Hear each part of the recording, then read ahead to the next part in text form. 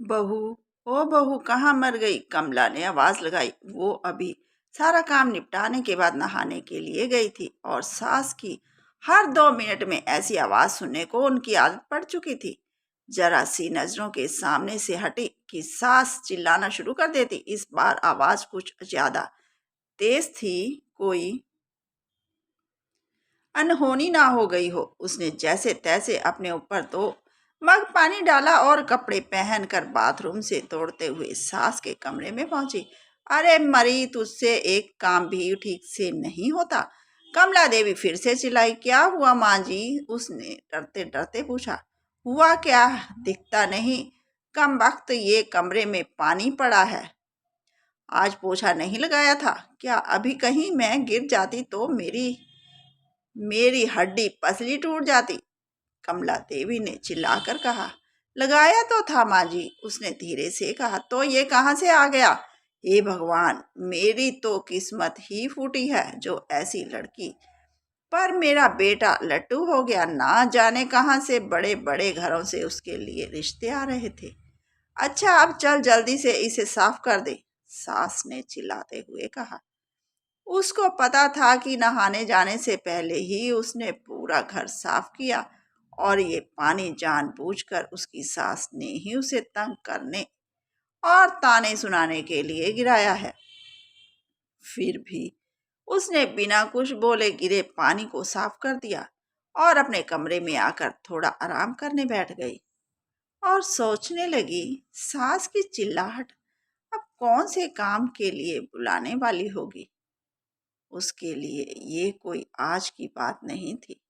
जब से वो शादी कर इस घर में आई थी, उसके पति के ऑफिस जाते ही ये रोज का नियम था।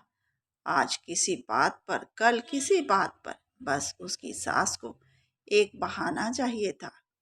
अगर नहीं मिलता था तो बहाने बनाने के लिए कल में वो माहिर थी। इस रोज रोज की किचकिच से अक्सर वह तंग आ जाती थी, पर कुछ पति के प्यार, कुछ सास की उम्र और कुछ घर की नई बहू होने की वजह से सब बर्दाश्त कर रही थी। उसे खुद ही समझ नहीं आ रहा था कि खुद के वजूद में इतना परिवर्तन कब और कैसे आया। उसको यह भी याद नहीं कि कब उसके अपने घर में उसकी माँ या पिता ने कभी उससे ऐसे सुर में बात नहीं की। अपने कॉलेज और स्कूल के समय तो वो बिंदास लड़कियों में से एक थी। पूरे स्कूल या कॉलेज में कहीं भी किसी के साथ कोई गलत बात होती थी तो वो लड़ने के लिए सबसे आगे खड़ी मिलती थी। किसी के भी हक के लिए वो पूरे सिस्टम से लड़ जाती थी। पर आज अपने ही खिलाफ हो रही अन्याय को चुपचाप सह रही थी। सोचती थी, क्या यही शादी के मायने होते हैं, जब एक लड़की को अपने स्वाभिमान और सम्मान को एक नए परिवार की सूली पर चढ़ा देना पड़ता है। शाम को पति के आने पर बहुत सारी बातें कहने का मन होता था। एक दो बात कही भी थी, पर एक तो थके होने से वो इस पर ज्यादा ध्यान नहीं देते थे, और फिर अपनी माँ के खिलाफ वो एक भी शब्द नहीं सुन सकते। उनकी माँ भी अपने बेटे के सामने उससे बड़े दिखावे के साथ बात करती थी, पर जैसे ही बेटा घर से बाहर निकलता था, उनके तेवर बदल जाते थे। जो उसे समझ में ही नहीं आता था कि एक इंसान पल भर में दो तरह के व्यवहार कैसे कर सकता है। कमला देवी को सबसे ज्यादा तकलीफ तो उसकी शादी में मिले दहेज से थी, जबकि उसके माता पिता ने अपनी हैसियत से बढ़कर उसकी शादी में खर्चा किया। लेकिन दहेज में या दूसरे से कुछ भी मुफ्त में मिलने की उम्मीदों और अभिलाषाओं का कोई अंत नहीं होता। हर चीज कम लगती है, और उसके आने पर सबसे पहले उन्होंने घर की महरीन को छुट्टी कर दी और घर में उसके कदम रखते ही हाथों की मेहंदी का रंग छूटने के पहले ही बाकी कामों के अलावा बाई के सारे काम भी उसके ऊपर आ गए और कमला देवी ने कभी भी उसे एक नौकरानी से ज्यादा नहीं समझा। कुछ ऐसे ही जिंदगी कट रही थी उसकी। रोज कोई नया बखेड़ा होता था और वो रोज शांतिपूर्वक उन्हें संभालने की कोशिश करती। वे सोचती थी कि जल्दी ही उसे अपने पति और सास के साथ बैठकर शांति से इसका हल निकालना पड़ेगा। पर बस रोज की ऐसी दिनचर्या में सबके साथ बैठकर बात करने का समय नहीं मिल पा रहा था। एक दिन वो रोज की तरह सुबह झाड़ू लगा रही थी जब कमला देवी अपने बिस्तर के किनारे बैठी स्वेटर बुन रही थी। अचानक जैसे ही वह झाड़ू लगाते लगाते उसके पास पहुंची, उसने बिना कुछ देखे बहू को जोर से लात मारी और चिल्लाई, अरे कुछ अकल भी है या घास चरने गई है? जब मैं कुछ कर रही होती हूँ तभी तुझे काम समझ सूझता है। अभी ही मेरे कमरे में झाड़ू लगानी थी। तुझे नहीं पता कि मुझे धूल से कितनी एलर्जी है?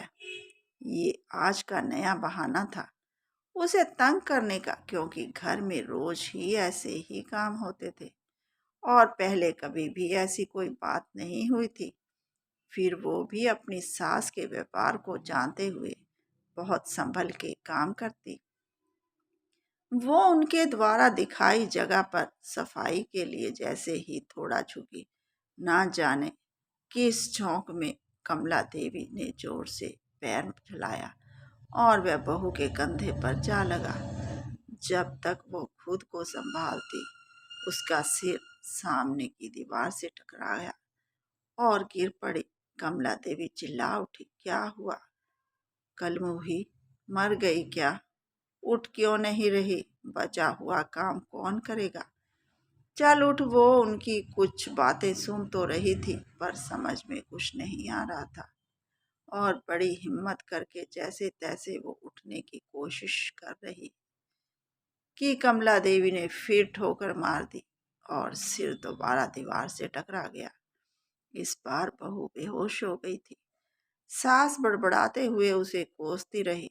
जब नहीं उठी तो कमला देवी के हाथ पांव फूलने लगे और तुरंत अपने बेटे को घर आने के लिए फोन किया। पति उसे तुरंत हॉस्पिटल ले गया तो कमला देवी भी साथ आई थी और एडमिशन कराने के समय भी बड़बड़ाई जा रही थी।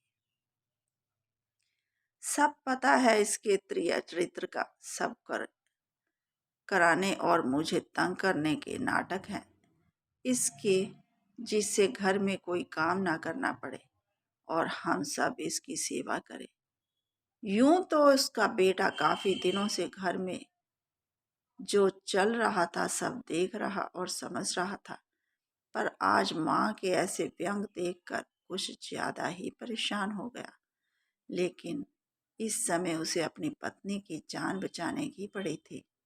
डॉक्टर की तमाम कोशिशों के बावजूद सिर के अंदर कोई नस फट जाने से पहले तो वो कुछ दिन कोमा में रही और अगले एक ही सप्ताह में उसने दुनिया छोड़ दी। वक्त के साथ बातें कहाँ कुछ छुपती हैं। धीरे धीरे पड़ोसियों की जुबान पर उसके प्रति कमला देवी के बुरे बर्ताव की बातें सामने आने लगी, जिसमें कमला देवी के बेटे का भी नाम ही आ जाता था। और जब उसको लेकर बातें कुछ ज्यादा बढ़ने लगी तो उनसे तंग आकर एक दिन कमला देवी के इकलौते बेटे ने पंखे से लटक कर सुसाइड कर ली। अब पूरे घर में दिन भर सन्नाटा रहता था। कमला देवी कुछ दिनों तक लोगों को दिखाई पड़ती रही और फिर अक्सर घर के अंदर से उनकी आवाजें सुनाई पड़ती थी, अरे कलमुही कहाँ मर गई? मेरे बेटे को भी साथ ले गई। चल जल्दी आजा बहू, घर बहुत गंदा पड़ा है। चल थोड़ा झाड़ू पोछा कर दे।